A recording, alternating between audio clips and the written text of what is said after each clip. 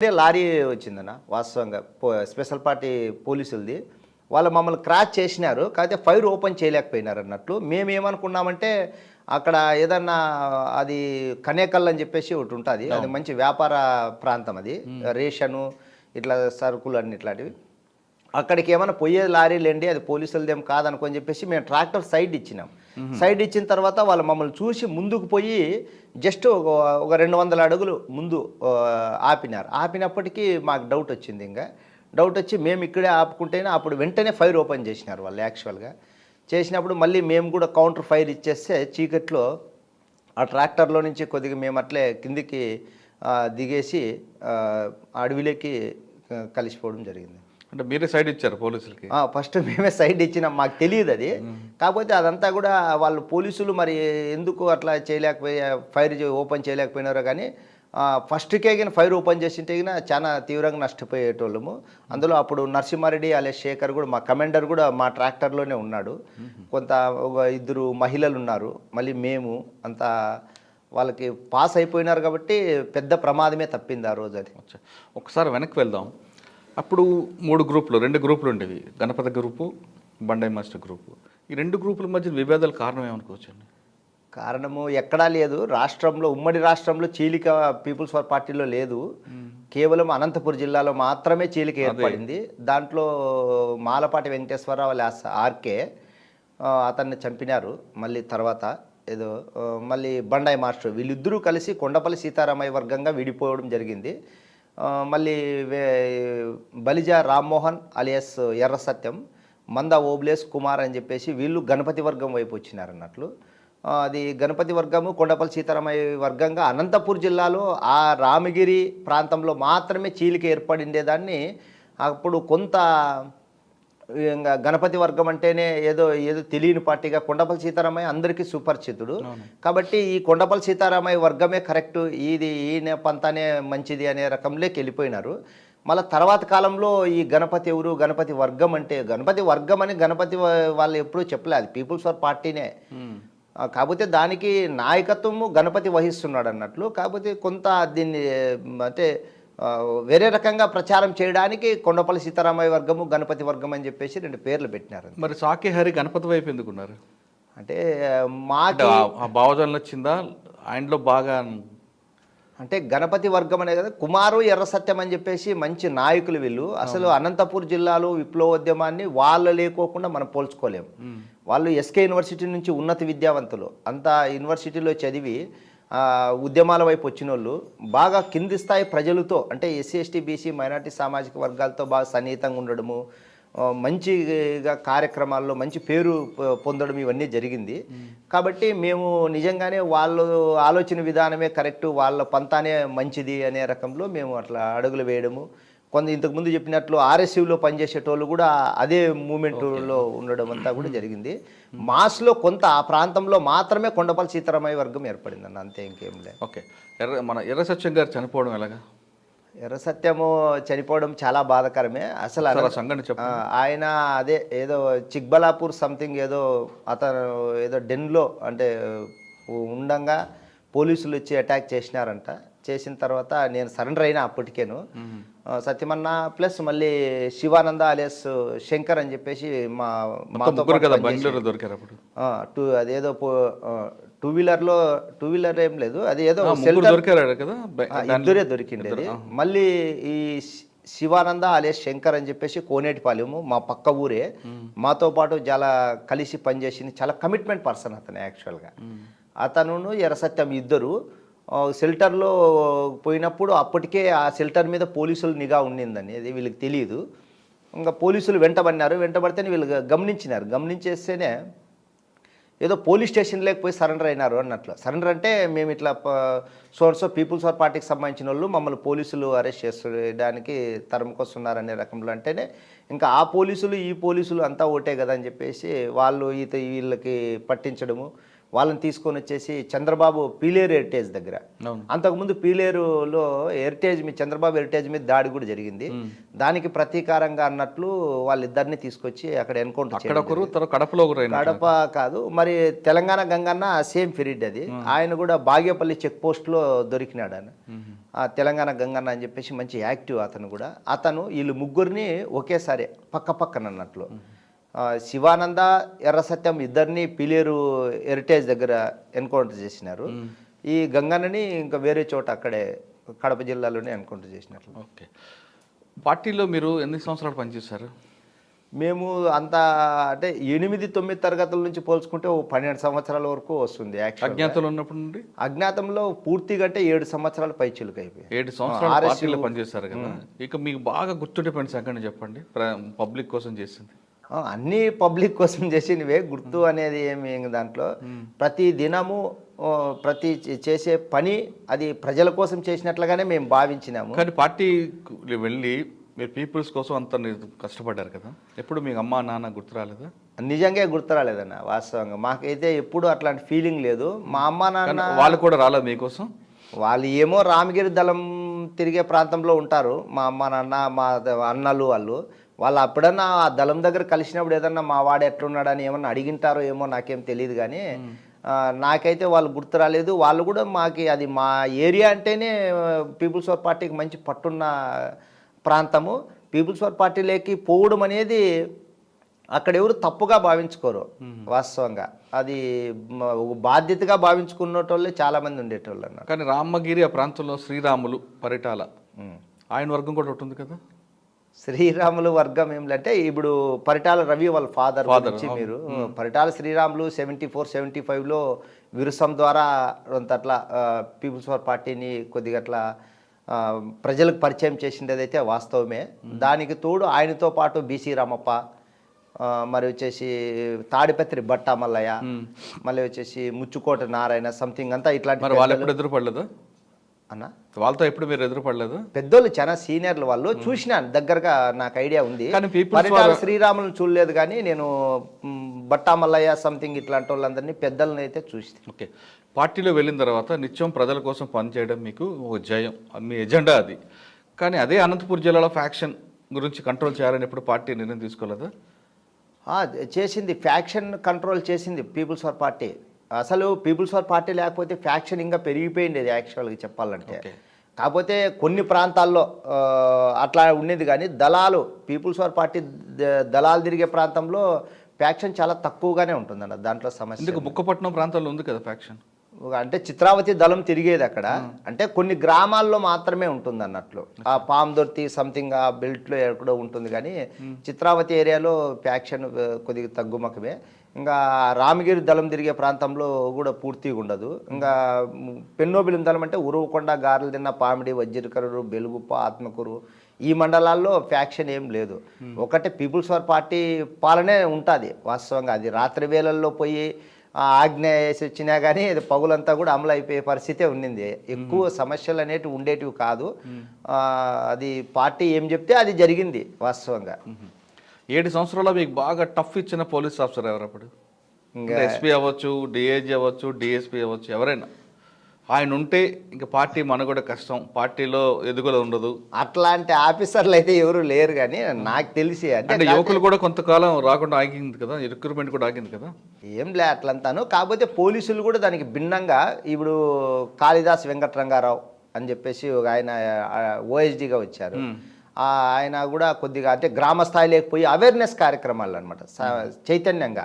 అంటే మీరు peoples war పార్టీని ఎందుకు ఆశ్రయించాలా, మీ సమస్యలు ఏంటో ఉంటే పోలీసులు ప్లస్ మళ్ళీ ప్రజాస్వామ్యబద్ధంగా మీరు పరిష్కరించుకోవచ్చు కదా అనేది అట్లా చేసినారు అనేది ఒకటి. మళ్ళీ రెండోది అంజనా సింహ అట్లానే చేసింది అనేది రెండు ఉంది. మళ్ళీ ఆర్ఎస్ ప్రవీణ్ కుమార్ రావడం అనంతపురం జిల్లాకి, ఆయన కూడా అట్లాంటిదే. కానీ అప్పటికి ఆర్ఎస్ ప్రవీణ్ కుమార్కి వచ్చే సమయానికి పార్టీ తగ్గింది కదా, ఫ్యాక్షన్ ఉంది కదా. లేదు, పార్టీ ఉంది, చర్చల తర్వాత ఆయన వచ్చినారు వాస్తవంగా. కాకపోతే మూమెంట్ ఉంది, దళాలు తిరిగే ప్రాంతం ఉంది. ఆయన వచ్చిన తర్వాత కూడా కొన్ని సంఘటనలు జరిగినాయి. అయితే అప్పటికే మార్పు అనేది వచ్చింది ప్రజల్లో అనేది. మీరు 7 సంవత్సరాలు చేసిన తర్వాత మరి ఇందులోకి ఎందుకు వచ్చారు బయటికి? అయితే అనారోగ్యము కొంత, అయితే బలహీనత కూడా అంటే సమానంగా. అంటే ఇంకా బయటికి పోదాము అనే మీ బలహీనత ఏంటో? ఇది ఇంకా అందరితో పాటు కలిసి బతుకుదాము అన్నట్లు ప్రేమ వ్యవహారం ఉందా? అట్లాంటిది ఏం లేదు. అదే బయటకు వచ్చిన తర్వాతనే మళ్ళీ నేను పెళ్లి చేసుకోవడం జరిగింది. నా భార్య పేరు తేజస్విని, 2 పిల్లలు. ఆవిడ కూడా మాది? ఏం లేదు, మామూలుగానే బయట పెళ్లి చేసుకున్న తర్వాతనే నా కూతురు సహస్ర, బాబు జయవర్ధన్, ఒక కూతురు ఒక కొడుకు. ఓకే. ఏం చేస్తున్నారు వాళ్ళు? పాప 8th క్లాస్ చదువుతుంది, బాబు 5th క్లాసు. మా భార్య హౌస్ వైఫే. ఓకే. మీరు పార్టీ అనుమతి తీసుకుని బయటకు వచ్చారా లేదా వచ్చారు? పార్టీలో బయటకు వచ్చేటోళ్ళు ఎక్కువ శాతం అనుమతి ఏమి ఉండదు. కాకపోతే మళ్ళీ తెలియజేసినాం పార్టీకి అయితే. లేదు, తుపాకీ మనది కాదు కదా, తుపాకీ వాళ్ళు ఇచ్చిన తుపాకీ వాళ్ళకే ఇచ్చారు. మీరు వచ్చే సమయానికి మీ మీద రివార్డ్ ఎంత ఉంది? రివార్డు ఉండిందే కానీ అది పోలీసులు మాకేమి ఇవ్వలేదు. ఎవరి ముందు సరెండర్ అయ్యారు మీరు? ఎస్పీ అంజనా సింహ మేడం ముందు సరెండర్ అయినాము. సరెండర్ అయినప్పటికీ ప్రభుత్వ పథకాలు పెద్దగా లేవు. అంటే ఎవరైతే బయటకు వస్తారో వాళ్ళకి పునరావాస కేంద్రాలు కానీ పునరావాస పథకాలు కానీ లేవు. మరి అటువంటి సమయంలో ఏం ఆదాయం లేకుండా మీరు ఎలాగా? అప్పుడు బాగుండిందన్న. మేము వచ్చేపాటికి ప్రభుత్వం బాగా తివాచీలు పరిచింది. యాక్చువల్గా రండి జనజీవన స్రవంతులు, మీకు ఏం కావాలో అవన్నీ అప్పట్లో అది ప్రకటన మాత్రం ప్రభుత్వం అండివారు. అలా ఇచ్చినారు. ప్రభుత్వం పునరావాసం అయితే లొంగిపోయిన నక్సలైట్లకి చాలా మందికి కల్పించింది. మీకు ఎంత వచ్చింది? అంటే నాకు అనంతపురంలో ఒక 3 సెంట్ల హౌస్ సైట్ ఇచ్చినారు. మళ్ళీ అగ్రికల్చర్ ల్యాండ్ ఇచ్చినారు. అనంతపురం దగ్గరలోని రాప్తాడు మండలంలో ఇచ్చినారు. ఒక ట్రాక్టర్ ఇచ్చినారు. నా జీవనోపాధికి సరిపడేంత ఇవి ఇవ్వాల్సి ఉంది, జీవో ప్రకారంగానే ఇచ్చినారు. దాన్ని బేస్ చేసుకొనే ఇప్పుడు నేను జీవిస్తున్నాను. అచ్చా, బయటకు వచ్చిన తర్వాత మీకు మీ కుటుంబ సభ్యులు ఎలా స్వాగతం పలికారు? అంటే మామూలుగానే ఇంతకుముందు చెప్పినట్లుగా పార్టీ లేకపోవడం అనేది కూడా కొద్దిగా మంచి పరిణామంగానే భావిస్తారు మా ప్రాంతంలో వాళ్ళు. ఇంకా సరే, వచ్చిందేది కూడా మంచిదే అనుకుంటాము. కొద్దిగా మంచిగా ఏదైనా చేసుకొని బాగా బతుక్కుంటే చాలు అనే రకంలోనే వాళ్ళు రిసీవ్ చేసుకొని, అప్పుడు నా మీద ఉన్న కేసులకు సంబంధించి మా అన్నోళ్ళు కొంత ఏదన్నా కానీ వాయిదాలకు పోవడం కానీ, లేకపోతే రిమాండ్లో ఉన్నప్పుడు బెయిల్కి ఇట్లంతా కూడా కొద్దిగా అట్లా సహాయపడు. ఏ కేసులు ఉన్నాయి మీ మీద? నా మీద మొత్తం 13 కేసుల్లో రిమాండ్ ఉన్నా నేను. యాక్చువల్గా 13 కేసులు కొట్టేసినారు. సెక్షన్ ఏమన్నా 302 ఉందా? 302 ఉండింది. 3 302 ఉండింది, 2 307 ఉండింది. మళ్ళీ వచ్చేసి ఇంకా మామూలు బ్లాస్టింగ్ కేసులు, ఇంకా ఏదన్నా కానీ ప్రభుత్వ ఆస్తులు ధ్వంసం చేసిండేటివి, ఇట్లాంటివి. 302 ఎవరు? అనంతపురం జిల్లాలోనే కొద్దిగా ఇన్ఫార్మర్స్ అనే రకంలోనూ కొంత దౌర్జన్యం చేసేటోళ్ళు అనేటోళ్ళ మీద పార్టీ అటాక్ చేసింది. అవి దాంట్లో నేను కూడా ముద్దాయిగా ఉండి పోలీసులు అదే పెట్టిన తర్వాత కేసులు కూడా కొట్టేసి. నిజంగా వాళ్ళు ఇన్ఫార్మర్సా లేదు అనుమానం మీద? నిజంగే. పార్టీ ఎప్పుడు కూడా అంత తొందరపడి ఎక్కడ నిర్ణయాలు తీసుకోదు. పార్టీ ఎవరు మీకు ఆదేశించారు అప్పట్లో? ఒక వ్యక్తిని మామూలుగా పూర్తిగా ఖతం చేయాలంటే అది మ్యాక్సిమం రీజనల్ కమిటీ తీర్మానం ఉండాలనేది ఒకటి ఉంటుంది. జిల్లా కమిటీ కూడా అది అంత తొందరగా నిర్ణయం తీసుకోదు. రీజనల్ కమిటీ ద్వారానే రాయలసీమ డివిజన్ కమిటీ ఉంటుంది. వాళ్ళు ఏదైనా తీర్మానం చేసిన తర్వాతనే అటాక్ చేయడం జరుగుతుంది. అంటే అప్పట్లో కమ్యూనికేషన్ తక్కువ ఉండేది కదా, ఫోన్లు మాత్రమే ఉండేవి. ఏ విధంగా మీకు మెసేజ్ వచ్చేది? ఫోన్లు లేవు అసలు. ఫోన్లు అంటే ల్యాండ్ ఫోన్లు కదా అప్పుడు. ల్యాండ్ ఫోన్, టెలిఫోన్ ఎక్స్చేంజ్లు అన్ని బ్లాస్టింగ్ జరుగుతుంటాయి కదా, అవి కూడా. మీకు ఎలా మెసేజ్ వచ్చేది? అంత లేట్ ప్రాసెస్, అంతా ఏమున్నా కూడా లెటర్ ద్వారానే వస్తుంది. కమ్యూనికేషన్ ఉంటుంది. ఇప్పుడు బాగా ఉండేది కమ్యూనికేషన్కి, ఎక్కడ తక్కువ లేదు.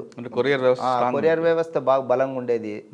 కొంత ఏదన్నా కానీ ఏపీటీ ఏమైనా మిస్ అయిపోతే అక్కడ కొద్దిగా గ్యాప్ వస్తుంది, అంతేగాని కంటిన్యూషన్ అయితే ఉంటుంది. ఆల్టర్నేటివ్ ఏపీటీ కూడా ఉంటుంది. ఒక ఏపీటీ మిస్ అయిందన్నప్పుడు ఆల్టర్నేటివ్ ఏపీటీలో అన్నా కూడా ఖచ్చితంగా కలుసుకోవడం జరుగుతుంది అన్నట్లు. అచ్చా, ఇక్కడికి వచ్చిందా కేసులన్నీ కొట్టేసినారు. మళ్ళీ ఇంకొక 5 కేసులు ఉంటే అప్పుడు రాజశేఖర రెడ్డి ముఖ్యమంత్రి అయినప్పుడు 302, 307 మినహాయించి మామూలు సెక్షన్స్ అన్నీ కూడా ఏదైనా విత్డ్రాల్ పెట్టుకోవడానికి ఏమన్నా ఎలిజిబిలిటీ ఉంటే చేస్తామని చేసినారు ఆయన కూడా. అట్లా ఒక 5 కేసుల్లో కొద్దిగా విముక్తి లభించింది మళ్ళీ. ఓకే. సాధారణంగా బయటకు వచ్చిన కొంతమంది నక్సల్స్ వాళ్ళు ప్రజల కోసం పనిచేసినట్లుగానే బయట కూడానే చాలా సాధారణ జీవితం గడుపుతుంటారు. కొంతమంది మాత్రం సెటిల్మెంట్ చేసుకుంటూ దందాలు చేస్తుంటారు. మీరు ఆ బాట వెతకుండా ఈ బాటలోకి ఎందుకు వచ్చారు? అంటే చాలా తక్కువ ఉంటారన్న అట్లంతా ఎవరు ఉండరు. మెజార్టీగా ఆ భావాలు, ఆ ఆలోచనలు అనేటివి నాకు తెలిసి అంత తొందరగా పోవు వాళ్ళు ఎక్కడా కూడా. అయితే కొంచెం ఏదైనా రాజకీయ పార్టీల్లో చేరిపోవడం ఏమైనా జరుగుతుందేమో కానీ మించితే అంటే రాజకీయ ఎక్కడ పార్టీలు దందాలు చేరకుండానే సెటిల్మెంట్ చేస్తుంటారు. అట్లంతా జరగదు. చాలా తక్కువ అట్లాంటి వాళ్ళు వాస్తవంగా. ఎంచుకుంటే వేలుల్లో లెక్క పెట్టొచ్చు కానీ ఎవరికి వాళ్ళు బతకడమే. సాకే హరికి ఏ రాజకీయ పార్టీ ఆచరించలేదా? నిజంగా మేము ఏ రాజకీయ పార్టీకి దగ్గరగా లేము. ఏదున్నా కూడా ఎస్సీ ఎస్టీ బీసీ మైనార్టీ సామాజిక వర్గాల కోసం పూలే అంబేద్కర్ ఆశయాలకు అనుగుణంగానే మేము పనిచేస్తున్నాము. సార్, తర్వాత మీ జీవన విధానం ఎలా కొనసాగొచ్చింది? నిత్యం తుపాకీలతో ఉండే మీకు బయటకు వచ్చిన తర్వాత అట్లా నాకు కొంచెం నిజంగా అర్థం కాని పరిస్థితి వాస్తవంగా. ఆ రోజులు అక్కడ ఉన్న జీవన విధానం వేరు. ఈ ప్రజలతో కలిసి ఈ సమస్యలపైన మాట్లాడాలన్నా కష్టంగా ఉంటుంది. మాట్లాడితే కూడా ఎట్లాంటి అక్కడ అడవిలో ఉన్నప్పుడు ఏ వ్యక్తి అయినా సరే మీతో నిజాన్ని మాట్లాడేవారు, మీ సభ్యులు కానీ లేదంటే ప్రజలు కానీ. బయటకు వచ్చాక రెండు రకాల మనుషులు కనిపిస్తుంటారు. అవును, నిజం. స్వచ్ఛంగా ఉంటారు కొంతమంది, స్వచ్ఛంగా ఉన్నట్లు నటిస్తారు కొంతమంది. అవును. ఈ తేడాను ఎలా గమనించేవారు మీరు? ఎందుకంటే మీరు ఎక్కువ కాలం అడవిలో ఉన్నారు. లేనా, ఎందుకంటే మేము ప్రజల్లో ఉండేటోళ్ళం కాబట్టి కొద్దిగా మీరు అన్నట్లు అప్పటికప్పుడు కాకపోయినా తర్వాతి కాలంలో అర్థం చేసుకోగలుగుతాం ఎవరు ఏమి ఎట్లా ఉంటుంటారు అనేది అర్థమవుతుంది. కాకపోతే కొద్దిగా మనకేమంత ప్రమాదము అంత అవసరం లేదు కదా, కొన్ని చూసి చూడనట్లు కూడా వదిలేస్తుంటాం ఇప్పుడు ప్రజా సమస్యలు ప్రజల్లో. కానీ మీరు బయటకు వచ్చిన తర్వాత ఫ్యాక్షన్ అనేది అనంతపురంలో చాలా తీవ్ర స్థాయిలో ఉంది. మధ్యలో చేదు సూరి, పరిటాల రవి వాళ్ళు ఎప్పుడైనా ఎదురించారా మీరు? వాళ్ళు మాతో ఎప్పుడు కూడా గొడవ పడాలని కానీ లేకపోతే మమ్మల్ని ఇబ్బంది పెట్టాలని ఆలోచన చేసేంత శక్తి వాళ్ళకి నిజంగా ఉండదు. మమ్మల్ని వాళ్ళు చూసి చూన్నట్లు ఉంటారు వాళ్ళు, అంతే. మేము కూడా అట్లనే ఉంటాం. కానీ రవి గారు ఎప్పుడు పిల్లదా మీకు? పరిటాల రవి కానీ మధ్యలో సూరి కానీ? సూరికి మాకు అసలు సంబంధమే లేదు. యాక్చువల్గా పరిటాల రవి అంటే మా పక్క విలేజే. ఆయన కొద్దిగా నా సరెండర్కి కూడా ఆయన సహకరించినాడు వాస్తవంగా. కాకపోతే నేనేం మరీ అంత దగ్గరగా అయితే లేను. అంటే ఏదన్నా కానీ మావోయిస్ట్ పార్టీలో నుంచి బయటకు వచ్చే వాళ్ళు ఒక ముఖ్యంగా జర్నలిస్టులు ప్లస్ పొలిటికల్ లీడర్స్, వీళ్ళిద్దరూ ద్వారానే, మధ్యవర్తిత్వం ద్వారానే చాలామంది లొంగిపోతుంటారు. మాకు వీళ్ళ మీదనే ఏదన్నా కొంత. మీ సరెండర్కి రవి సహకరించారు చెప్తున్నారు కదా, బయటకు వచ్చాక రవి ఎప్పుడు మీ హెల్ప్ అడగలేదు ఆయన? మా హెల్ప్ ఆయనకి ఏముంటుంది, ఏముండదు. మామూలుగా అంతే. ఇంకా ఎప్పుడు మేము ఆ రాజకీయ పార్టీల వైపు పోయిన వాళ్ళు అయితే కాదు, మామూలుగా ఉన్నాం అంతే. ఓకే. కానీ బయటకు వచ్చిన తర్వాత మీకు ఒక భూమి, ట్రాక్టర్, ఇల్లు ఇచ్చినప్పుడు సాధారణంగా కుటుంబంలో ఉండకుండా ఈ దళిత ఉద్యమం అనేది ఎందుకు మరి భుజం మీద వేసుకున్నారు? అంటే నేను దళితుడిగా ఉండడం ఒకటి. కానీ అందరూ దళితులే ఉన్నారు ఇప్పుడు. కానీ ఆ కులం మర్చిపోయి వాళ్ళు కూడా కమర్షియల్ బాటలో వెళ్తుంటే సాకి హరి మాత్రం ఇంకా ఉద్యమాల బాటలో ఎందుకు వెళ్తున్నారు? అది ఏమోనా, నాకు నిజంగా ఇది చాలామంది అడుగుతుంటారు వాస్తవంగా మీరు అడిగిన మాటే. నాకైతే కొంత అందరి కోసం పనిచేయాల, పేదల కోసం. వ్యక్తిగా బతకడం సమస్య కాదు. ఇడ 10 మంది కోసం బతకడము అనేది చాలా గొప్పది. దాంట్లో నాతో పాటు పనిచేసిన వాళ్ళు ఎన్కౌంటర్లో చనిపోయినారు. వాళ్ళ త్యాగాలు, వాళ్ళ ఆలోచనతో పోల్చుకుంటే నేను ఈరోజు బయటకు వచ్చి కొంత పునరావాసం కూడా పొంది నా భార్య పిల్లలతో బతికే క్రమంలో నలుగురికి ఉపయోగపడాలా, నలుగురితో కలిసి పని చేయాలా, నలుగురి కోసం ఆలోచన చేయాలనే ఉద్దేశంతోనే ఉండాలనేదే నాకు మీ ఉద్దేశం. అంతే. ఓకే.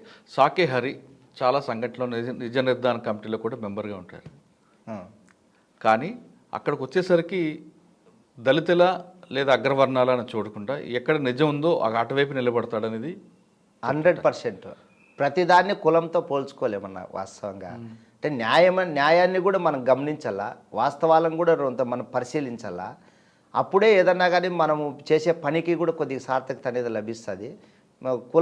కులము అనుకుంటూ పోతే కూడా లాస్ట్కి ఏం మనకి మిగిలేది ఏం ఉండదు. కాబట్టి ఈ కులాలు అనేటివి కొన్ని ఎస్సీ ఎస్టీ బీసీలు పీడిత వర్గాలు అనేది, అణగారిన వర్గాలు అన్యాయాలు దౌర్జన్యాలకు తొందరగా గురవుతున్న మాట అయితే వాస్తవమే. కానీ మిగతా కులాల్లో కూడా, అంటే మీరు అన్నట్లు అగ్ర కులాలు అనే వాళ్ళలో కూడా పేదోళ్ళు ఉన్నారు, ఇబ్బందులు ఉన్నాయి, సమస్యలు ఉన్నాయి. వాళ్ళను కూడా మనం కలుపుకోవాలి. నిజం ఎక్కడుందో అటువైపు ఉంటారు, ఉండాల్సిందే, అంతే. అది దానికి ఇప్పుడు మీరు చెప్తున్నట్టుగా అనంతపురం జిల్లాలో కానీ లేదా రాష్ట్రంలో కానీ నిజంగా దళితుల మీద అన్యాయాలు అక్కడక్కడ జరుగుతూనే ఉన్నాయి. దాన్ని ఎవరు కాదనలేరు, కొట్టిపారలేరు. కానీ నిజమైన బాధితులు ముందుకు రాకుండా వాళ్ళందరూ ఇంకా కిందనే ఉంటుంటారు. దాన్ని అడ్డం పెట్టుకుని కొంతమంది కమర్షియల్ అవుతుంటుంది, వాస్తవం కాదు? అంటే ఈ మధ్య కాలంలో మీరన్నట్లు ఎక్కువ కుల సంఘాలు పెరిగిపోవడం అనేది కానీ కొంత రాజకీయ పార్టీలు కూడా ఇన్వాల్వ్ అయినారు దీంట్లో బలంగా. ఇప్పుడు మాలాంటి వాళ్ళు అనుకోండి, ఏదైనా ఒక సమస్య పట్ల పోరాడుతున్నారన్నప్పుడు మమ్మల్ని ఏమీ చేయలేని పరిస్థితుల్లో ఇంకొక సంఘాన్ని వాళ్ళే పుట్టించుకుంటారు.